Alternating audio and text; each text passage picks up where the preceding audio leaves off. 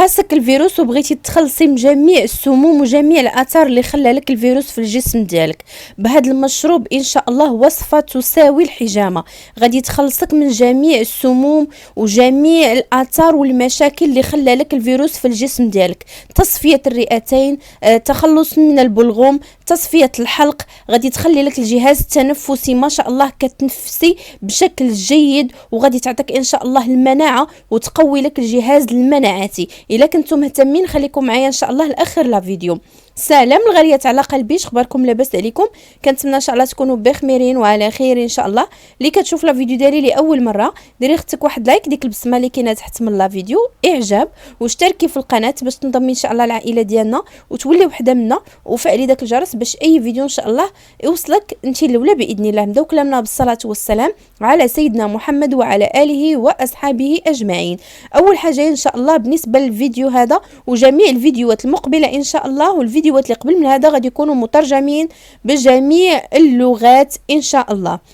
بالنسبه لهذه الوصفه من احسن الوصفات اللي غادي تخليكم اش غادي نقول لكم الجهاز التنفسي رائع ونقي، وغادي يخلصك من بزاف ديال الحوايج اللي ما شاء الله ما شاء الله. اول حاجه غادي نحتاجو ان شاء الله غادي نحتاجو الحمص اللي غادي يكون هكا جاف. من بعد اشنو غادي نديروا ليه؟ غادي نديروه في واحد العلبه بهذا الشكل هذا، غادي نزيدوا عليه ان شاء الله 3 الكيسان ديال الماء، وغادي نخليوه مرقد ليله كامله 24 ساعه حتى ل 48 ساعه. قد ما خليتوه مرقد قد ما مزيان غادي نستخلصوا كاع دوك الفوائد ديال الحمص. غادي نستخدموا هنايا ان شاء الله غير الماء ديال الحمص. دابا غادي نوريكم الطريقه كيفاش غادي نصايبوا ان شاء الله هذا المشروب.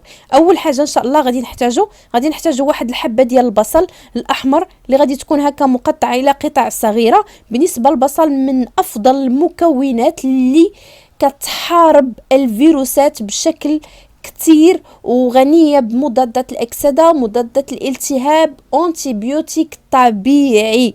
فما شاء الله يا البنات البصلة والثومة خاصها تكون عندكم هي الرفيق ديال هاد الوقيته دابا ديال هاد الفيروسات وهاد الأمراض هادي.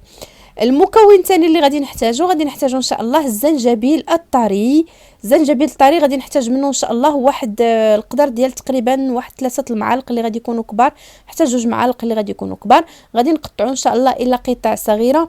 الزنجبيل من اروع المكونات الغنيه بالفيتامين سي، غنيه بالفوائد اللي ما شاء الله كتحارب لينا الفيروسات، كتنقي لينا الجسم من السموم، كترفع لينا المناعه ديالنا بشكل كبير كبير كبير لواحد الدرجه اللي كبيره. فانا البنات هذا المشروب ما كنستغناش عليه حاليا نهائيا، لانه صفى لي الجهاز التنفسي ديالي الحمد لله.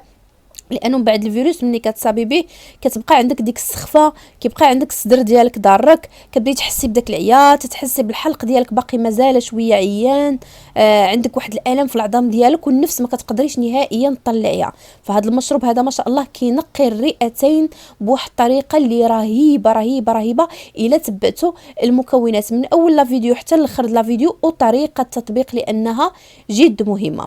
صافي دابا غادي ناخذ داك الزنجبيل غادي نقطعو بهذا الشكل هذا قطع اللي غادي تكون هكا قطع صغيره. غادي نديروهم ان شاء الله في واحد الكاسرونه. شنو غادي نزيد عليهم؟ غادي نزيد عليهم ان شاء الله الكركم. الكركم البنات من الاحسن انكم تجيبوه يكون مطحون على يديكم.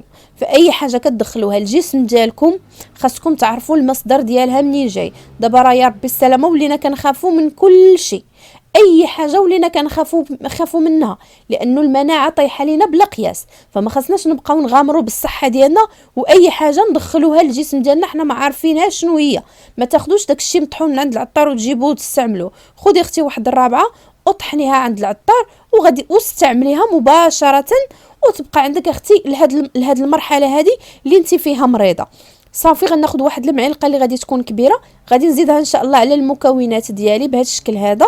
من بعد اشنو غادي ندير؟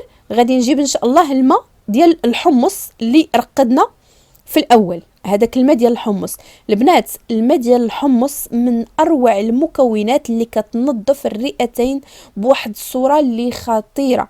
الا ما عندكمش الحمص ممكن انكم تعوضوه بالماء ديال الشعير، الماء ديال الحلبه، الماء ديال هاد القطاني كاملين، الماء ديال اللوبيا اللي هي الفاصوليا.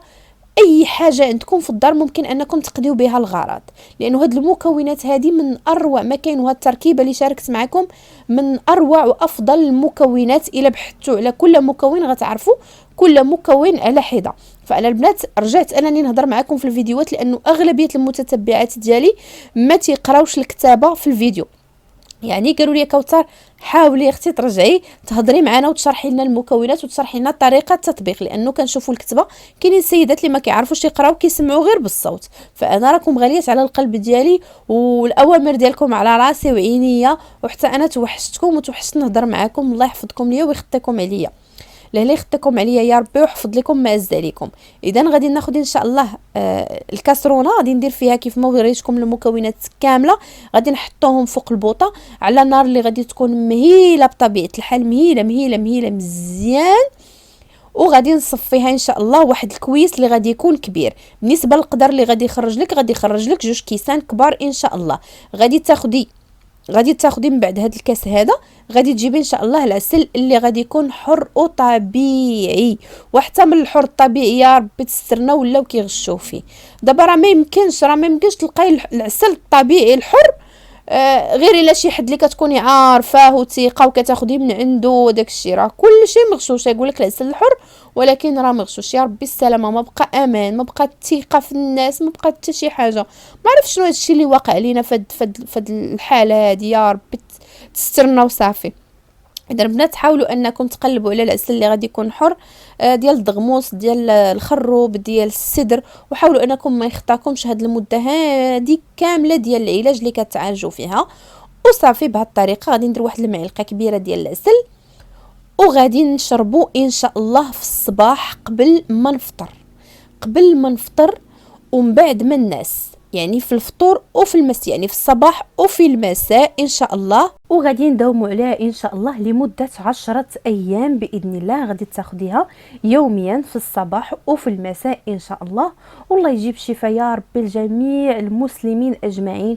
وحاولوا انكم تنظموا النظام الغذائي ديالكم، بعدوا من المقليات، بعدوا من السكريات، بعدوا من الدهنيات. حاولوا تاكلوا اكل طبيعي، طويجين، مريقه اللي خفيفه بزيت الزيتون، خضار، شلايض، الخبز ديال القمح، بعدوا من الخبز الابيض. حاولوا انكم ترجعوا للطبيعي اللي تربينا عليه وتربوا عليه جدادنا والاجداد ديال اجدادنا. يعني ما كاين ما احسن من الطبيعي.